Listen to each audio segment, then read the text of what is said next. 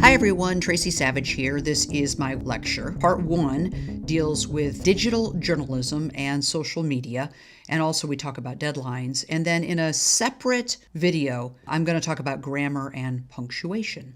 Also due this week, your video news story.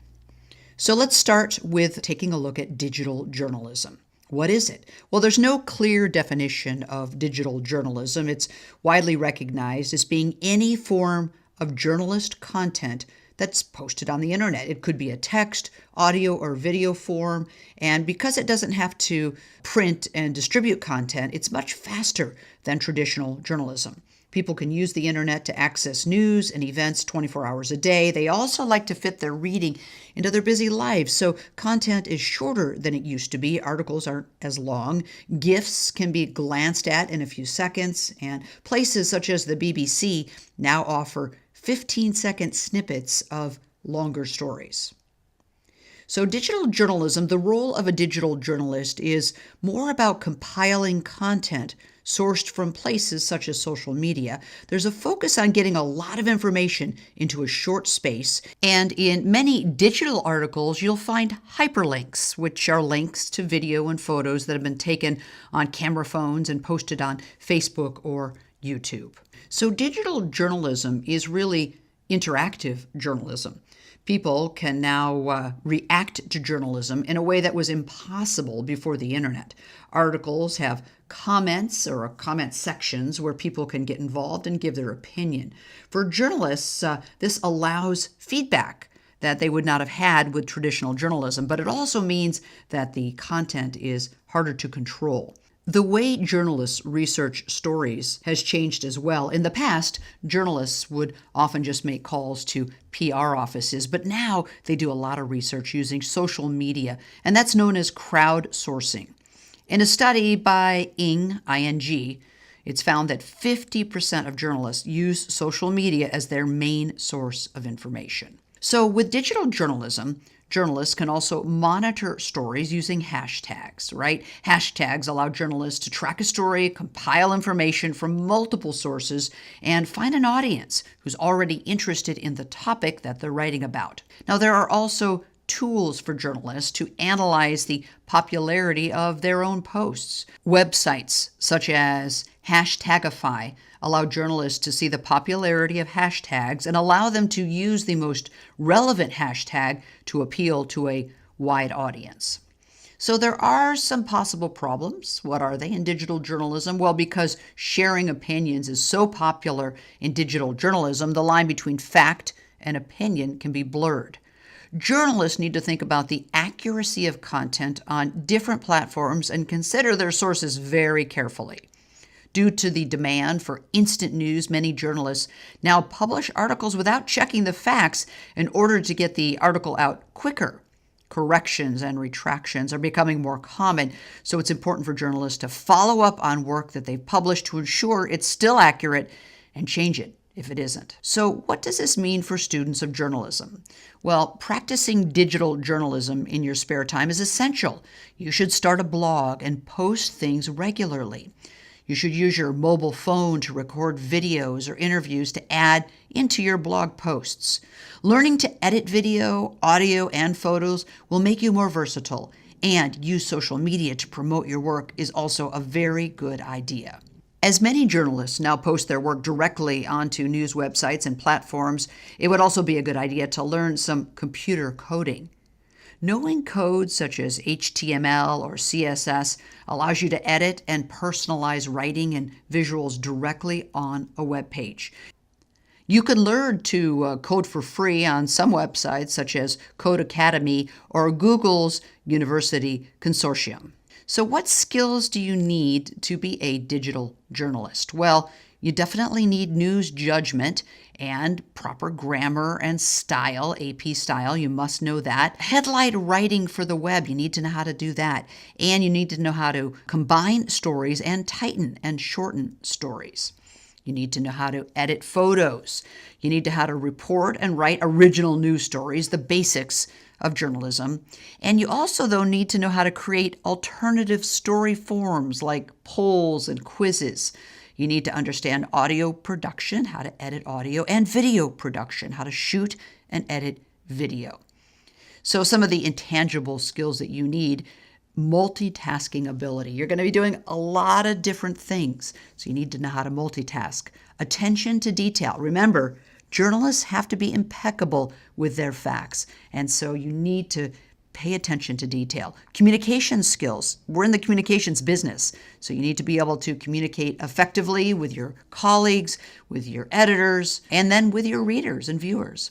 You need to have the ability to work under time pressure. There are deadlines in journalism, and with the internet, those deadlines are 24/7. So you really have to be able to do it all. What about the audience? What are some of their basic reading habits? Well, the audience will read online typically about 25% slower than when they read content in print. So it's definitely slower online. So some tricks to keep a reader interested is to lay out your copy with bullet points and bold sub-headlines. So you'll have your main headline, but then you'll have subheads as well.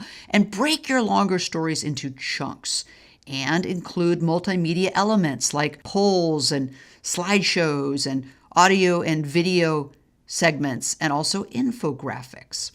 There is an amazing infographic that I want to show you, and I have included it in this module. Infographics can make web stories more interesting and user-friendly. Stories with a lot of data can be mind-numbing and really hard to follow, but an infographic can help sum up a story and simplify the data.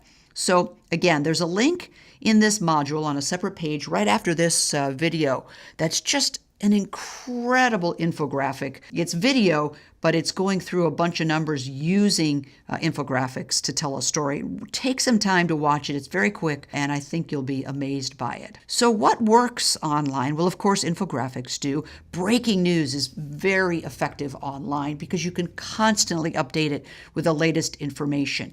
You can also include links to credible sources. It only makes your material more credible if you can link it to the original source. You have an instant archive.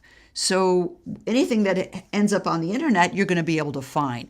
There's interactivity, of course. The users, the viewers can reply, and multimedia, very effective online. What about blogs? So we mentioned that as a digital journalist, you should start a blog. Well, they're very popular. A new blog is started every second. Many remain unread and semi-anonymous, but a few end up with a really strong following, and most, though, are not created by journalists. So bloggers are young. More than half, 54% of bloggers are under the age of 30. 55% of bloggers blog under a pseudonym, and 46% blog under their own name. So is it journalism? Is blogging journalism? Well, most bloggers do not think of what they do as journalism. 34% of bloggers consider their blog a form of journalism, but 65% of bloggers do not. Most have not been trained to be journalists. 57% of bloggers include links to original sources, either sometimes or often. 56% of bloggers spend extra time trying to verify facts they want to include in a post, either sometimes or often. That's not a very good number. So bloggers are using more than simple words to tell their stories. 72% use photos, 32% use audio, and 15% use video. So we mentioned crowdsourcing earlier. Crowdsourcing is a very new trend in online journalism that has many supporters and skeptics. So what is it? Well, it's a collaborative form of reporting. Each contributor researches and contributes a component to the overall piece. The actual story may or may not be written by a collaborator. Content is usually overseen by a centralized editor. So when you are writing for the web, keep in mind the style is different from traditional print journalism. Remember, though, this is journalism. So accuracy, fairness, attribution, relevance, timeliness, all of that matters, just like as if you were writing for a traditional hard copy newspaper. But the medium is different because of how it's delivered, right? It's delivered to computers and phones. People are reading it on the go. User controls the information. So if they don't like the story, they can just click onto something else. Stories are written to be updated. That's a wonderful element of digital journalism. And with social media and blogging, those are great sources for breaking news. There is also the interactivity that we've talked about, the ability to link to other sides, and the capability to update instantly, and of course, multimedia. It is very versatile because of multimedia. So what can you do as a journalist who's going to be writing for the internet? Well, some things to keep in mind. Short sentences and paragraphs, write tight, and then break your paragraphs liberally into chunks. It just makes it easier to read. And keep sentences simple: subject, verb, object. For example, the mayor vetoed the proposal. It would be harder to read if you wrote this in the passive way: the proposal was vetoed by the mayor. Write it active. The mayor is your subject, your verb is vetoed, and your object is the proposal. Emphasize the when of the 5 W's.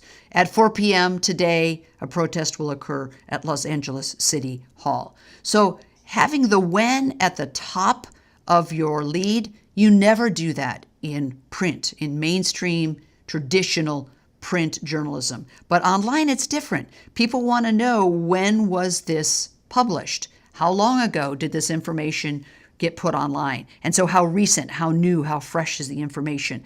And so with breaking news, especially when you're adding it online, the when is very, very important. And then you would continue to update it again with the when. By 5 o'clock, 200 people gathered in front of City Hall to protest budget cuts at City Hall. By 6 or at 6, most protesters had left City Hall after holding up signs and calling for an end to budget cuts. So social media, we've talked a lot about it. It is very, very important. And journalists use Twitter to engage audiences, to connect with people, to develop their brands, to discover breaking news. Yes, Twitter is a great resource for that. To post news quickly, to keep up with the news, to find sources, and to get traffic to their blog or their news sites. All right, we're going to switch gears here a little bit and talk a little bit about writing on deadline. Make a quick list of the highlights so you don't miss anything when you're writing on deadline. You've got a story, you know when it's due, so just make your almost bullet points of things that you absolutely need to include in the story. Do a quick outline, figure out how you're going to tell this story. Make sure it flows logically without repeating points. And you can make as many stops as you want, but only take me once around the park. So what that means is don't repeat things. Don't go backwards, looping us around. Keep us moving forward all the time. So when you're writing under a deadline, write, don't ponder. One of the biggest time wasters on deadline is the lead. It's tough. That lead is really hard. That's why we spend so much time working on leads in this class. But don't ponder the lead while you're looking at a blank screen. Write a simple declarative sentence. The school board voted Tuesday to cut funds for its program to teach English as a second language. Yeah, that gets it done. It's the facts. It's clean. It's clear. That'll get you launched. And then keep writing. Maybe halfway through the story, you'll think of a better lead. Then you can go back and fix the lead. And maybe that will require fixing a few other graphs as well. But at least you've got something done. So if you're writing under a deadline and you don't really know what you need to do, you're kind of nervous, well, here's what you do. Decide early on what your minimum story is. That is, the story that answers the basics: who, what, where, when, why, and how kind of questions. This is the story that meets basic levels of journalistic competence and allows you to keep drawing a paycheck next week. But that's your first goal. So what do I need to do to just get the basics?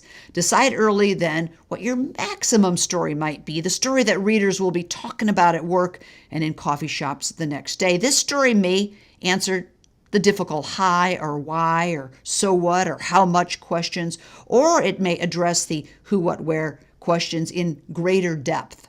The maximum story may have such enticing story elements as setting, plot, characters, and dialogue. The maximum story may be a narrative, unfolding the drama rather than summarizing.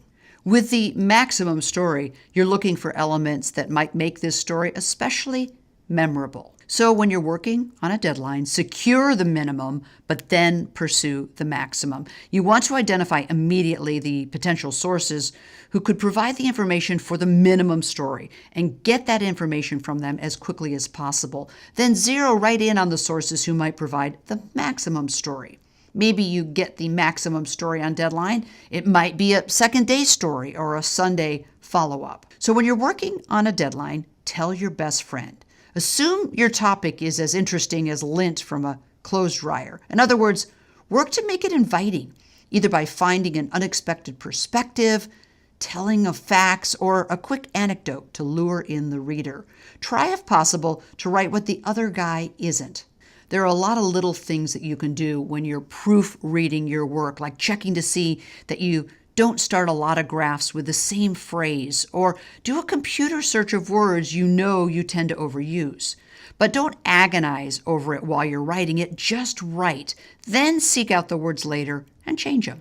And give yourself a buffer. This is really important. Set your own deadline. If the story is due in an hour, give yourself 45 minutes and then spend the extra time double checking names, titles, quotes, facts, and figures.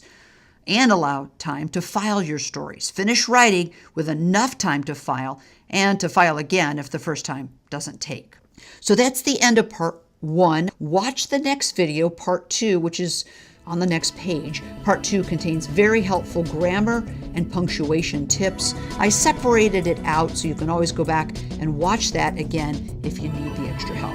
All right, thanks guys.